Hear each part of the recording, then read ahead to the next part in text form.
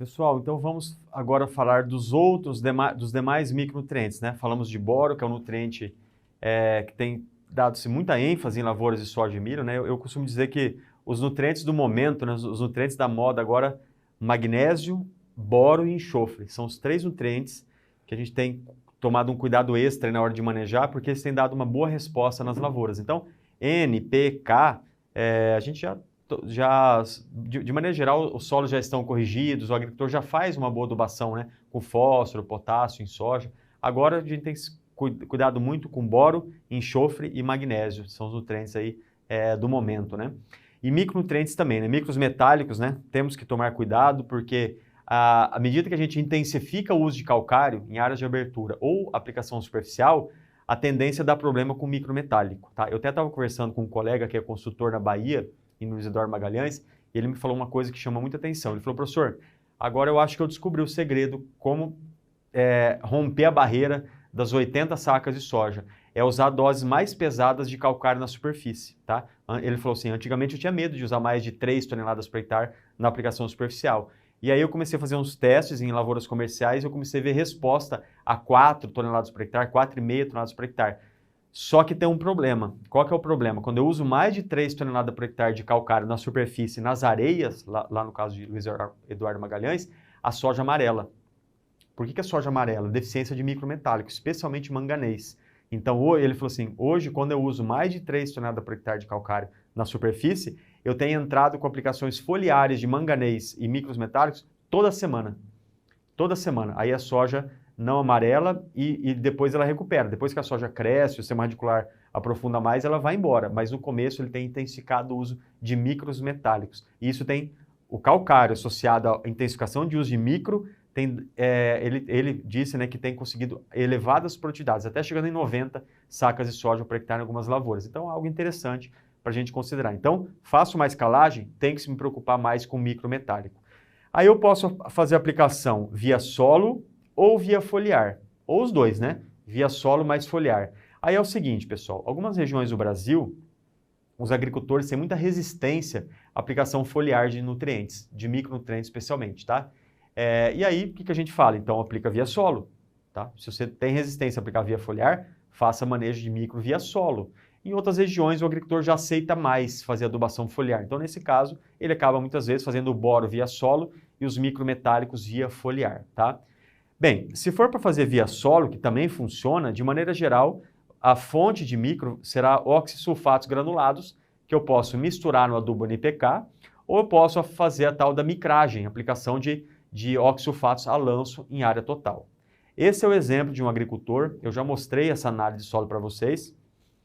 É um agricultor que tem receio de usar adubos foliares, então ele prefere aplicar via solo. O que ele faz? Ele aplica 60 quilos por hectare, ele aplicou na lavoura dele, 60 quilos por hectare de um oxissulfato granulado, tá? Um produto parecido com esse aqui que eu mostrei para vocês.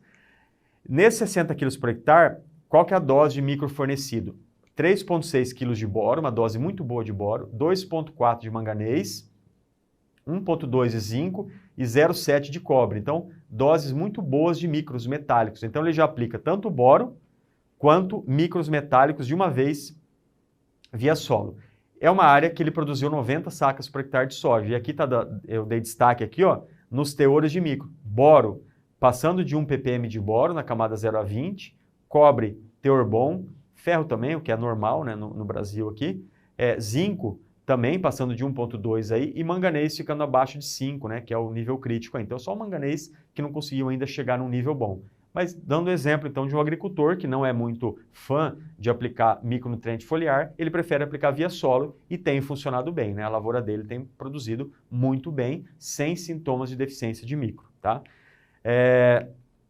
Aplicação via foliar, outra opção. Eu, particularmente, eu defendo a adubação foliar devido aos resultados que a gente tem visto. Muitas vezes, esse aqui é um trabalho já antigo, de um orientado do professor Vitti, de 2000, né? Por isso que os níveis de produtividade estão baixos aqui, mas de maneira geral, o que ele observou? Que quando ele aplicava 4 quilos por hectare de manganês via solo, aumentava a produtividade. Aumentava. Porém, doses menores de manganês, 200 gramas por hectare, 350 gramas por hectare de manganês, aplicados via foliar davam um resultado melhor do que 4 quilos aplicado via solo. Ou seja, doses menores de micro aplicado via folha são tão eficientes ou mais do que doses maiores aplicadas via solo. Então, por isso que eu defendo a adubação foliar, tá? Eu acho que ela dá sim resposta, né? Mesmo em doses menores. Uma das coisas que a gente tem que tomar muito cuidado em soja é que o agricultor, ele quer muitas vezes, né, na soja, quando se aplica o glifosato na soja, ela tende a dar uma amarelada, tá? Devido a um efeito da decomposição da molécula de glifosato dentro da soja, ela causa uma deficiência temporária de manganês na soja e a soja amarela. Para o agricultor não ver a lavoura dele amarelada, o que ele faz? Esse amarelecimento é devido à deficiência de manganês. Então ele já aplica o glifosato misturado com manganês. É muito comum isso em lavoura de soja. Só que aí tem que tomar cuidado com a fonte, tá? Com a fonte de micronutriente. Por quê? Esse aqui é um trabalho de uma aluna nossa que ela testou a aplicação de glifosato com sulfato de manganês, que é a fonte mais barata, é um sal solúvel. Carbonato de manganês, que é uma suspensão concentrada que tem no mercado hoje, mais glifosato. E o que ela observou?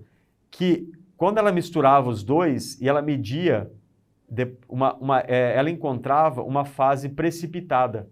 O que é uma fase precipitada? Decantou. Quando eu misturei glifosato com sulfato de manganês e ela agitou isso, formou um decantado, um precipitado no fundo do tubo de ensaio dela, de onde ela misturou ali. E ela analisava esse precipitado, ela encontrava manganês e fósforo. Manganês do sulfato de manganês e fósforo da molécula de glifosato. Porque o glifosato é um fosfato de glicina, né? Então tem fósforo. Então ela encontrou fósforo. Ou seja, ela precipitou, perdeu o manganês e perdeu o glifosato, o que não é bom, vai diminuir a eficácia do glifosato. Quando misturou então com sulfato de manganês. Quando misturou com carbonato de manganês, aconteceu a mesma coisa, até pior. Precipitou manganês e precipitou fósforo. Ou seja, eu não posso misturar glifosato nem com sulfato de manganês e nem com carbonato de manganês, porque vai precipitar, vai entupir bico, vai dar problema de aplicação. Então a gente não quer que isso aconteça na lavoura. A boa notícia é que quando ela misturou glifosato com manganês e DTA, não formou precipitado. E quando ela misturou glifosato com fosfito, que é uma outra classe de produto muito boa também, não formou precipitado. Então, qual que é o recado aqui, pessoal? Se for para o agricultor misturar glifosato com alguma fonte de manganês ou de outro micronutriente, ele deve escolher uma fonte mais nobre, uma fonte que não cause reação de precipitação. No caso, ou é DTA ou fosfito, tá? Que eu não causo essa precipitação. Então, tem que gastar um pouco mais com a fonte de micro para não causar precipitação no tanque. Tá? Bem, e aqui, pessoal, eu vou apresentar duas tabelas de recomendação de adubação foliar para soja. A primeira, para lavouras de produtividade boas, mas não tão altas, 60 a 80 sacas por hectare. Então, cobalto, molibdênio, níquel, manganês, zinco, cobre e boro, magnésio e fósforo, mais pensando em enchimento de grãos de soja. Tá? Então, esses aqui, mais no vegetativo da soja, ó, eu estou sugerindo aqui parcelar isso em V4, V8 e R2, e aqui está a dose total, chegando aí a 400 gramas de manganês, 200 gramas de zinco, 400 gramas de magnésio e 1.000 gramas de fósforo na forma de MAP, purificado, tá? E 80 gramas de boro. Então, o boro aqui, pessoal, é um complemento foliar, mas a dose maior deve ter sido aplicada via solo. Então, aqui é um complemento foliar. Não é pensar que tem esses 80 gramas aqui que vai dar conta de suprir a lavoura, tá? É um complemento foliar. Então, aqui é uma sugestão de micronutrientes para lavouras de soja de 60 a 80 sacas. E aqui é uma sugestão para lavouras de mais alto potencial. Lavouras de mais alto potencial, elas têm demandado muito micronutriente. Então, a gente intensifica um pouco mais. Aplica em V4, V8, R2 e uma aplicação mais tardia aqui em R5, tá? Alguns nutrientes mais no vegetativo da soja e outros já entrando mais no reprodutivo, pensando em enchimento de grãos. Pessoal, isso aqui é uma sugestão, tá? De doses de nutrientes. Eu sei que algumas regiões, pessoal, têm usado doses até maiores, tá? Por exemplo, a região da Bahia é de solos mais arenosos, o pessoal tem usado doses até maiores, mas a gente tem ido um pouquinho com o pé no chão aí, trabalhado com doses um pouco mais moderadas aí de micronutrientes via foliar, que tem respondido muito bem, tá? E uma segunda adubação foliar, que a gente tem uma outra modalidade, é a adubação foliar para enchimento de grãos, tá? Uma vez eu vi um colega que ele me falou uma coisa que é interessante. Ele falou, professor, sabe qual que é a diferença de uma lavoura de 70 sacas de soja para uma de 90? Eu falei, qual que é? Ele falou, peso de grãos. Porque a lavoura de 70 sacos de soja, o agricultor já investiu em adubação, em correção do solo, em bom material genético, uma boa semente, né? E uma de 90 também, ele investiu tudo isso. Mas a de 90 tem o mesmo número de plantas da de 70, só que tem mais peso de grãos. Aí eu parei para pensar, eu falei, parece que faz sentido, né, o que ele está falando. Então hoje, a gente tem se preocupado muito com o enchimento de grãos, tá? E aí, pessoal, a gente tem que tomar atenção, né, ter atenção com alguns elementos chave para enchimento de grãos. E um deles que a gente tem trabalhado muito é magnésio, tá? Elementos pensando em qualidade de grãos, em peso de grãos, em transporte de fotoassimilados na planta, né? Eu acho que são 4 elementos que a gente tem que pensar nessa fase aqui. Fósforo e potássio, elementos importantes para a síntese de açúcares na planta, de sacarose para enchimento de grãos, e boro e magnésio pensando em transporte de carboidratos na planta, tá? O que é transporte de carboidratos? O magnésio é um elemento que na fase reprodutiva das culturas, ele ajuda a tirar, por exemplo, açúcares, carboidratos da folhas maduras, e transportar esses açúcares para os órgãos de reserva da planta. Quais são os órgãos de reserva da planta?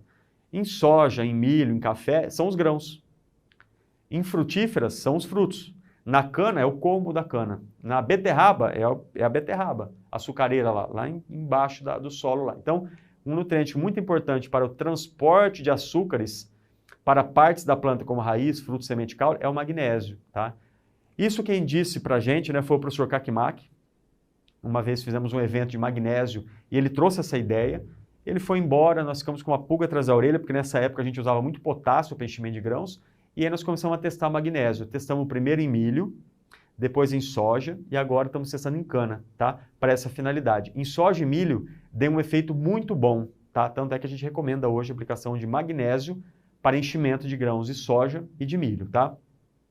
Esse foi o trabalho de milho que foi feito, ó. À esquerda sem magnésio, à direita com magnésio. A gente observa uma planta mais verde, mais escuro, né? Um verde mais escuro e folhas mais largas. Por quê? Porque o magnésio faz parte da molécula da clorofila. Então, respondeu, tá? Tem mais clorofila, está mais verde a planta. Em pré-pendoamento foi feita essa aplicação. E aí, o interessante desse trabalho é que nós tínhamos feito já. Fizemos em milho, no outro ano fizemos em soja. Eu vou apresentar aqui o resultado da soja primeiro, tá? Porque nós estamos na aula de soja aqui, né, no caso. Então, aplicação foliar de magnésio em soja. O que nós fizemos? Até 1.000 gramas por hectare, até 1 quilo por hectare de magnésio, deu uma curva de resposta, tá? Lavoura de alta produtividade aqui, ó, deu uma curva de resposta. E tinha 3 épocas de aplicação do magnésio, em V4, em R1 e R5. Quanto mais no reprodutivo nós aplicamos o magnésio, mais ele dava peso de grãos. Tá? Então, quanto mais tarde nós conseguimos fazer essa aplicação do magnésio, mais ele aumentava peso de grãos. Ou seja, bateu com a teoria, né? Com a teoria lá do professor Kakimak. O magnésio ajuda no transporte de fotoassimilados da folha, onde os fotoassimilados são produzidos, para o grão. Então, ajudando no enchimento de grãos. E com isso, pessoal, esse trabalho está publicado na PAB, tá? Em 2017. A gente recomenda a aplicação de 550 gramas por hectare de magnésio em soja, tá?